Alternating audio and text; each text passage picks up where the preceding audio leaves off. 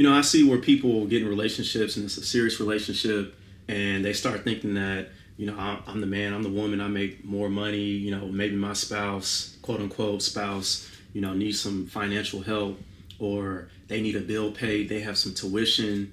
Let me help out.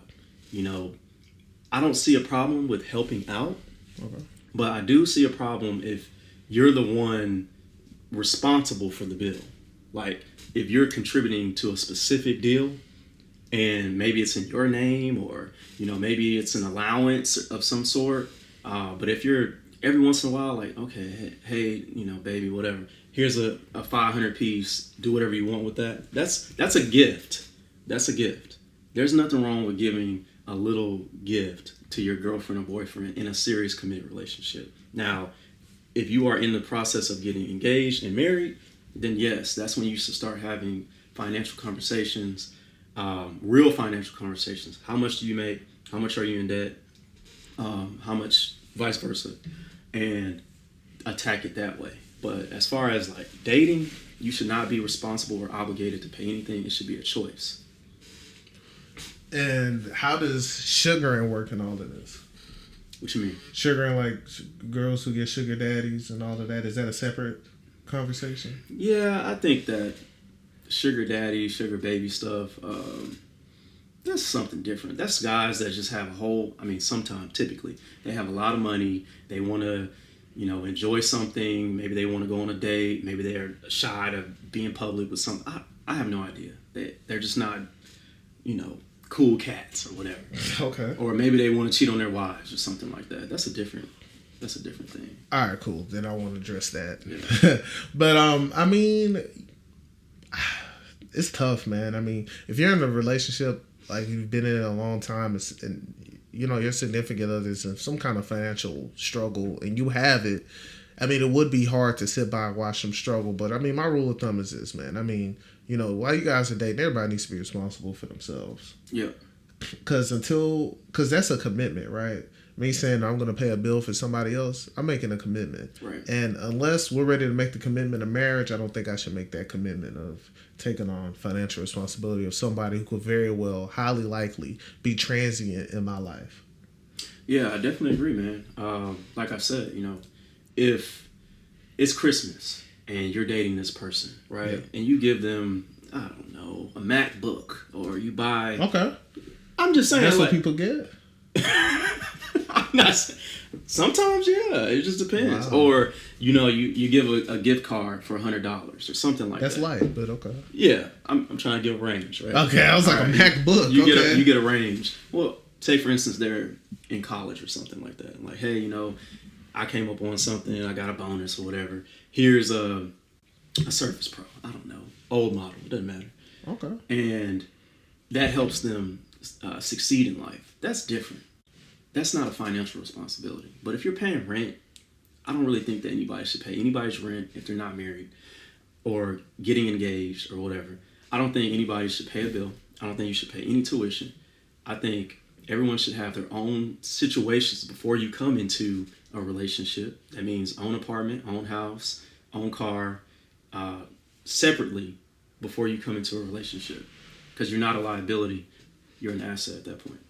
Well, I think now this is where it becomes a little difficult because, okay, we said we're not talking about sugaring, and some people don't view this as sugaring. Okay. But sometimes there's guys who are maybe a little older, maybe in their 40s, well established, in their prime of money making, and they date somebody that's in college.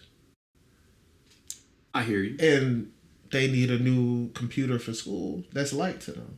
Right. Or maybe they want their personal space because, they're dating this person, but they're a little younger. They don't want to be around them all the time. So they're like, hey, you know what? I have my house, but I'm going to have this apartment that you can live in. I'm going to pay the rent in and we can hang out there.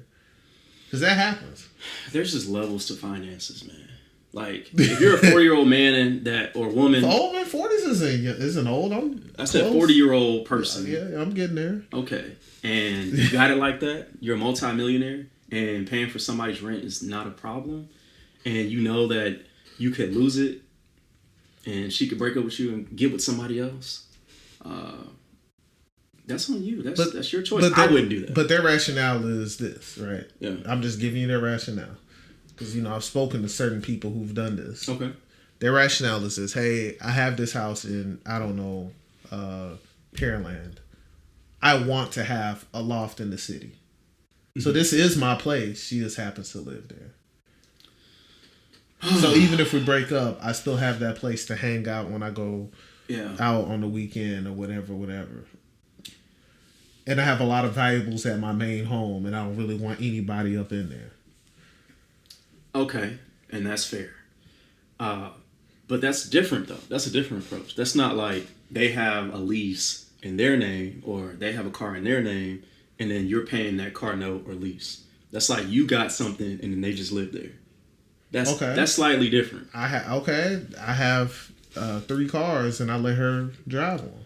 Yeah, I mean, I wouldn't allow anyone that I didn't think that I was going to marry have anything that belongs to me that's like, I mean, you know what I mean? Like that I own, like a car, or if I own they can't hold down the apartment downtown for you. Only, so you're just gonna have that empty apartment. So you're just gonna have that empty apartment that you only use maybe one day a week, and nobody lives there. I mean, I've heard of people that they get apartments because they have projects or a job. Exactly. Yeah, but why does a significant other that you're probably not gonna marry gonna live there? Like it doesn't make any sense. Well, then some people will make. And I've heard this sentiment be shared on the internet, and some people I even know in person. Yeah. Some women are like, hey, if a man can't change my situation, why am I with him? Okay, but changing the situation comes with a price. Like, I need a commitment. I need, certain things. I put value on relationship and marriage. And I wouldn't just be frivolous with my money because of something I want in return. It sounds like some type of deal that they have going on, and typically sugar baby. No, it's not a sugar escort baby type vibe. No, but that's not that. I'm saying they're like, I'm not dating a man unless he can change my situation. Okay. You don't have a chance to see if it could lead to marriage unless, you could take a few bills off of me, or if I have children, mm-hmm.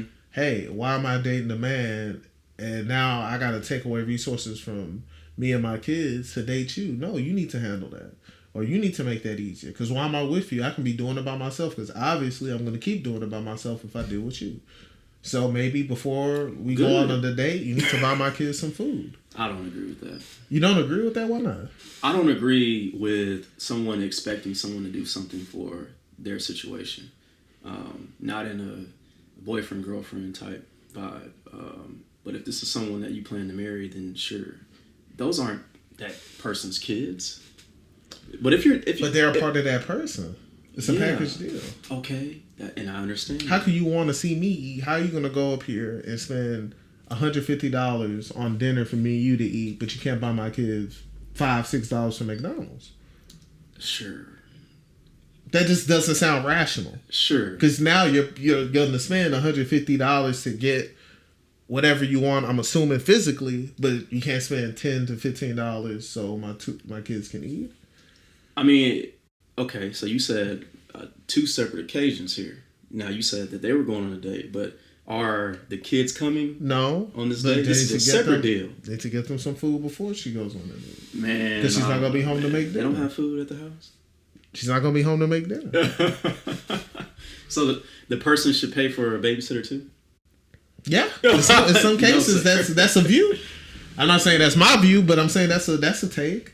Okay. I mean, to each his own. But this is what I will say, right? I will say, hey, one would argue that there's no nobility in taking somebody out to a fancy Ruth Chris dinner, but there is nobility to putting food on the table for some children. Okay, then make it a group. Make it a group deal. Take them to Chili's, 2 for $20 everybody. Wait, spread the wealth. That's gonna be. You're not gonna. If you were said man in that situation, you wouldn't want to go on a first date with a woman and her kid. You're talking about a first date. Yeah. Oh, a first date. It's not the man's response. man or woman's responsibility to pay for anybody's child care or food on a first date, I'm thinking at least 6 to 8 months into a relationship, that makes sense. Like, okay, you know those kids, those are pretty much a part of who you are at this point. Then yeah, okay, I can see that. But on the first date, no, man. Yeah, man, there was a viral clip about it, and if I have time, I'll put the clip here. Okay. From a man's perspective, tell me if this is just way out of pocket. And this is why we talking prenuptial. On the first date, I had to get my daughter something to eat before he took me out. So I was like, can you run me by the McDonald's real quick because I'm running behind, woo woo. We get to McDonald's. All she got was her classic, a milkshake, 4-piece nugget, and a small fry. When the lady at the window asked for the bread, that was the first problem. That ain't no problem. At that moment, that's your problem. Look, and it was at that moment. Now I had the You bread, could've paid for the. and I even asked him did he want anything. But look, it was at that moment that I knew you were never. But yeah, I mean, she says that she feels like, hey, you know, I'm automatically turned off if a guy doesn't want to get my kids some food. You can't take me out and not want to get my kids some food. I guess she's not going on a date then.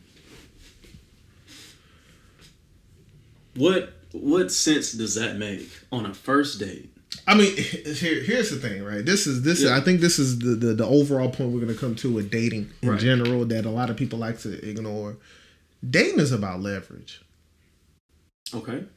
I mean, it is. Okay. You leverage what you have to get what you want. In the case of the woman in that viral clip, I mean, you know, she's an attractive woman, so she's probably leveraged her looks to get what she can get. So if she's leveraged her looks to get food for her kids, can I all the way be mad at her? People do it for less. People do it for less. people sound like a PPP scam. Come on, man. What you mean? It's bad enough that you got to drop 150, man or woman in this case. Yeah. And then you got to pay $15 to, I don't know, $50 depending on how many kids on food for them. Yeah. And you got to hire a babysitter just so you can take this one person out for the first time? Yeah. No, sir. No, sir. If she's worth it, you'll do it, man. It's all about leverage, man. If she's worth it, you'll do it. Then she'll value me as a person and not make me pay for her kids' dinner. But she might not think you're worth it. That's fair. That's fair. Then I gotta move on. You look perfectly comfortable with just walking away from the date altogether. Hey, if I got a text, I mean, these things aren't happening because I'm married, but if I got a text that said, you got to pay McDonald's for 3 of my kids and you have to get a babysitter, I'm not going. Yeah, you're trying to ruffle some feathers, man. No cap. You're not going? Not going. You're going to say no. So you're going to leave that beautiful woman all dressed up just for you at home because you want to pay for some McDonald's. It's trifling. I think it's trifling. Yeah. Trifling? Or she's just trying to make sure kids can eat? Feed them. Feed them. Well, whatever test she just put out, you would have failed. So just in this climate, in this day and age, just be happy you're married because, you know, if you feel that way, you might have a hard time out here. Look, I'm also under 30. Like, if I was 40 and up, then that's different. I'm under 30. Now I'm about to fight back. Why would it be different? Because there are still, I don't have any kids and I'm under 30. Yes. So with that being said, I can still date in that category. Mm-hmm. No kids under 30. Now when you start getting over 30, people start having at least 1 or 2 kids. So I don't have to think about, first of all, I'm married, but I don't have to think about that if I'm single at this point in time. If I'm 40 and single, on my same trajectory, my same current life trajectory, if I keep going and I'm 40 and single, I'm going to word it this way. I still have the option to date under 30 with no kids. Okay. I understand. So why take this woman on a date with 3 kids and have to pay for daycare or babysitter and McDonald's? I guess all I'm saying is this. If I chose to go out on a date with this woman, I must like her. I must find something about her interesting that makes me want to go out. I would know ahead of time that she had kids and things of that nature. So at that point, if I'm going to make the commitment, I'm going to follow through. But I'm not saying that I'm going to do it because I might go a different route. Hey, man. Love who you love. Date who you want to date. Yes. To each his own. Do what you want to do. Yeah, but the moral of this story, or all the stories, I think, is that no, I'm not taking on financial responsibility for somebody I'm dating. I'm sorry. It's just not going to happen. Right. And I don't think anyone should take on financial responsibility for someone else unless you guys are planning on getting married or are married. Because that's both y'all. But wait, but Devin, some might say, you're broke or dusty because you won't do that. That's not for me. I have to move on. I have to level set my expectation of what type of person that I'm going to court. And that's what it is. Well, then at that point, just be happy, you're married, because right now in these streets, you might have a hard time. You might have a hard time with that ideology, with that thinking pattern. You might have a hard time. That's all I'm saying. I gotta blow some racks, man. In It's 2020. it's different. Yeah. Back when we were younger, it's different, man. Yeah, I remember back when we were younger, man. You took a girl to a nice restaurant. That was enough. Now it just seems like everything's just more complicated. Like, people want Birkins, student loans paid, all kinds of stuff for no. Anyway, Social dilemma. That's what it is. Moral of the story is, Young Equity advises, keep your finances separate until you get married. Period. That's this week's episode. Hope you guys enjoyed it. Young Equity Chris signing out. This your boy Young Equity Devin. Let's get it. Peace. Peace.